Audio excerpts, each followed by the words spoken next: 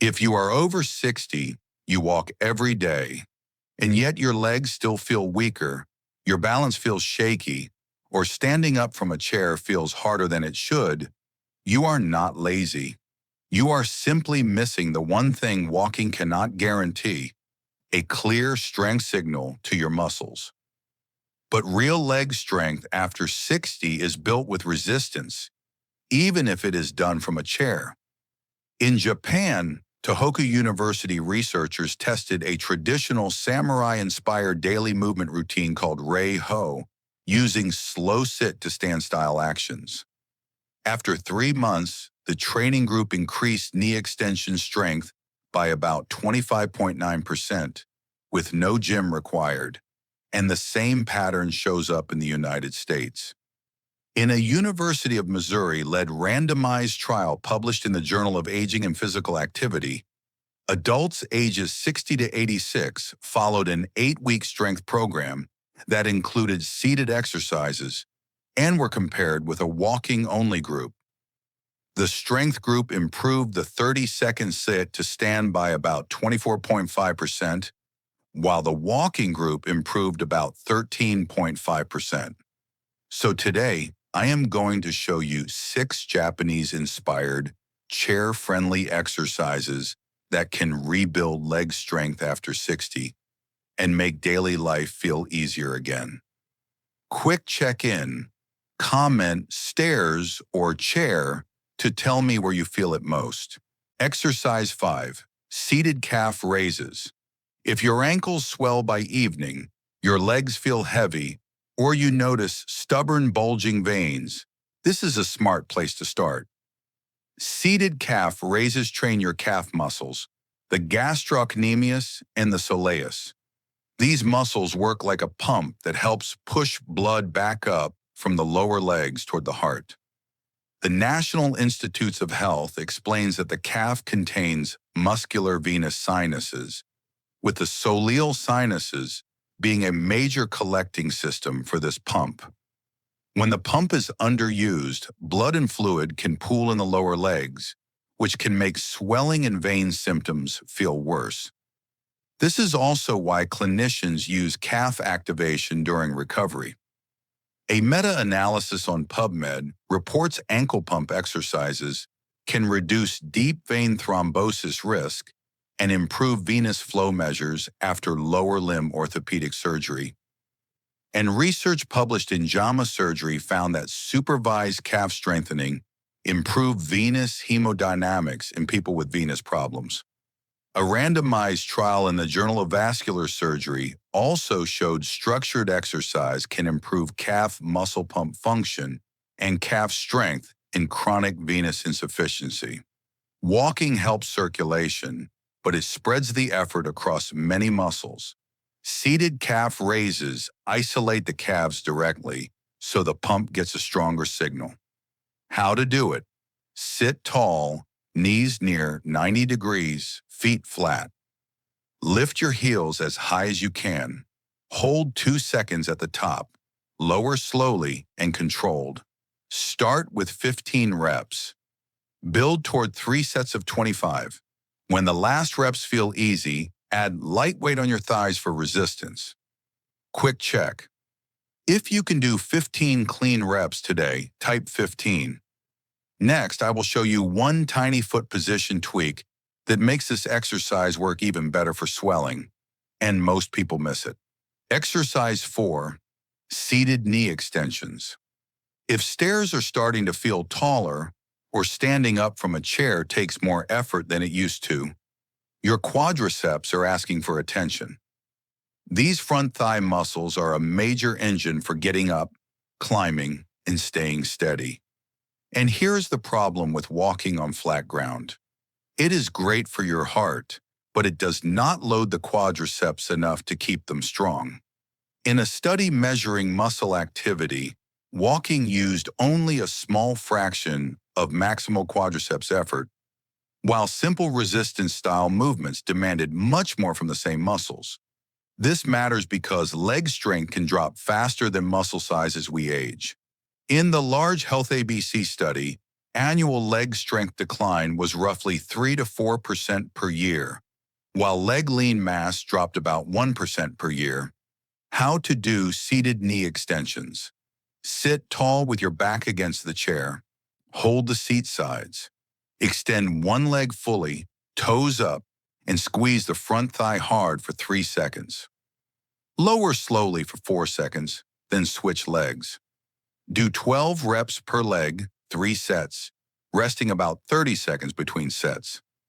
Make the squeeze the star of the rep. Research on the mind-muscle connection shows that simple focus cues can increase muscle activation during resistance exercise. Progression. When this feels easy, add ankle weights or a resistance band starting around 2 pounds. Bonus benefit. Stronger quads help protect the knee by acting like a shock absorber, and major arthritis guidelines recommend quad strengthening as a first-line strategy for knee osteoarthritis. Quick nudge. If you felt the burn right above the knee, comment yes. Next, I will share the one small form tweak that makes this move work even if your knees are sensitive, and most people get it wrong. Exercise 3. Seated hip marches. If your steps feel smaller, your feet start to shuffle, or you feel like you might catch your toe on the floor, this move helps you walk safer by training the muscles that lift your thigh and clear your foot. Your hip flexors, especially the iliopsoas, help start the swing phase of walking and influence step length. When they are weak, your leg can feel slow to lift, your stride shortens, and balance can feel less reliable. Muscle activation research on gait highlights phase-specific hip flexor work, with the iliopsoas contributing strongly to step length-related demands. This is not a small issue. The CDC says over 14 million adults aged 65 and older, about 1 in 4, report a fall each year. The World Health Organization notes about 20 to 30% of older people who fall suffer moderate to severe injuries, including hip fractures and head trauma. And after a hip fracture, studies report 1-year mortality rates that can be substantial, varying widely by health status and setting. The good news is that stronger hips are protective.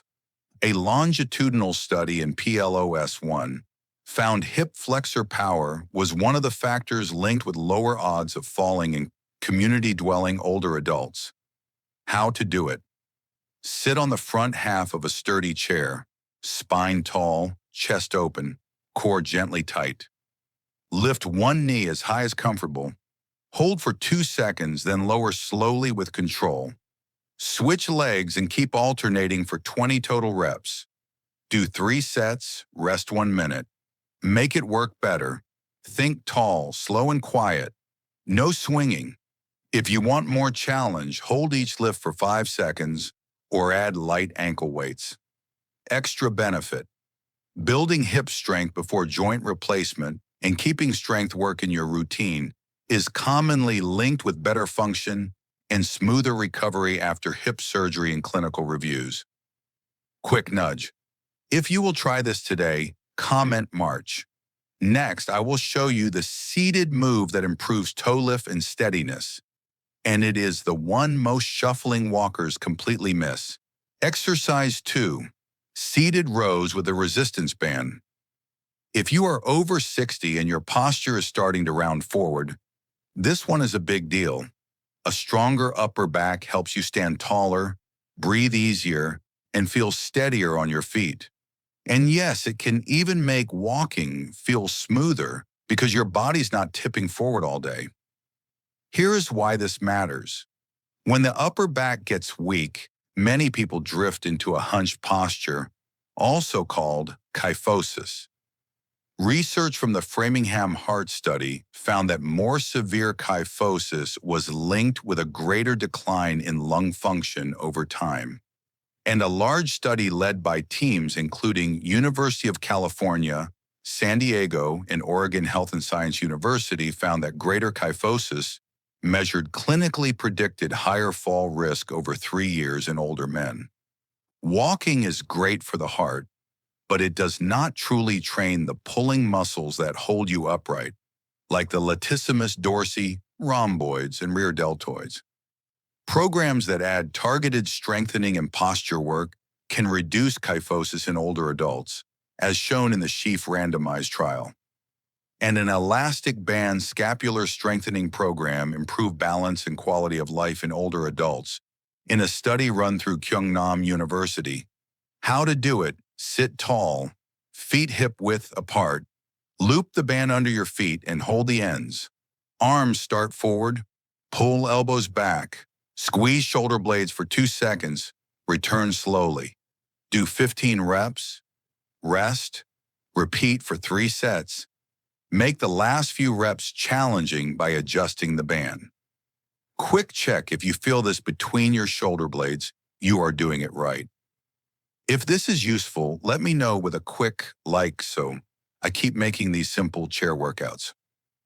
One more thing, some spine clinics even include band rows as part of rehab strength work after certain neck issues or surgeries once you are cleared, because it reinforces upright posture without heavy equipment. Now stay with me, because exercise number 1 targets the muscle group that can change how stable your whole body feels when you stand up. Exercise 1, sit to stand squats. If you want one exercise that makes daily life easier after 60, this is it. It builds the strength you need to rise from a chair, get out of a car, stand up from the toilet, and feel steady the moment you're on your feet. Doctors also use this pattern as a signal of independence.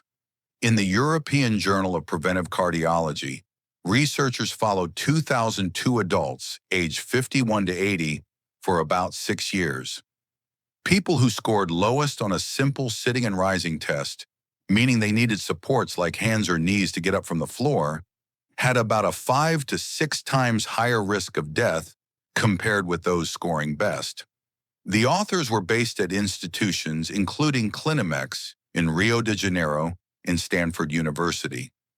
A newer European Journal of Preventive Cardiology paper followed 4,282 adults for a median of over 12 years and found the same pattern.